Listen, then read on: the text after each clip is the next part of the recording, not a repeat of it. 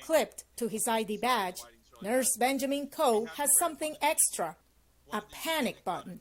I've only been physically assaulted by a patient twice, but every single shift that I've ever worked as a nurse, at least one patient is going to use curse words at me, is going to make violent statements towards me. Coe says the COVID-19 safety protocols aren't always welcome. They're taking their frustration out on visitor policies, and the vaccines and the treatments have just been so over-politicized that it's politics at this point that's driving the problems. A September survey from National Nurses United shows that 31% of hospital nurses experienced workplace violence, up more than a third since March.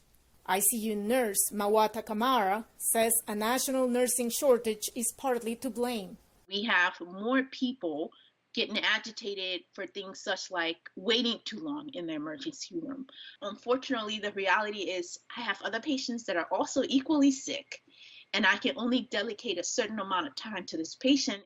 After being assaulted, nurses can report what happened to supervisors or the police, but they don't always do so. On social media, however, they are not so shy. Nurses are afraid to report anything because of retaliation, because of feeling that like they're going to be blacklisted, or they're told by the facility not to make a report because of patient satisfaction scores. That's where accountability breaks down.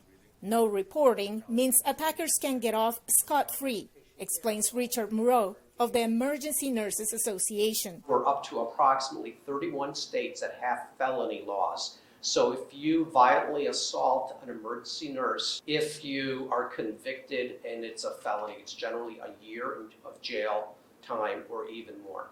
A proposed law in the U.S. Senate would require employers to protect nurses and others from reprisal for reporting abuse. It also mandates tailored prevention plans. The Maryland Hospital Association represents 53 hospitals and 7 health systems. In the last 5 years, its members have taken multiple steps to prevent workplace violence. More cameras, more actual security guards, sometimes with canine. But with all the politics in this pandemic, security only goes so far. The nature of healthcare in a hospital is such that you can't eliminate the opportunity for harm. I mean, you've got to have caregivers and patients face to face. Nurses like Kamara want a seat at the table when hospitals plan for safety. Nurses don't want to quit, but if a nurse had to choose between, keeping a job and coming home, with a broken jaw or coming home traumatized every day, I think a lot of people would choose their peace of mind. The more than 4 million registered nurses in the United States have shouldered a huge burden in the pandemic.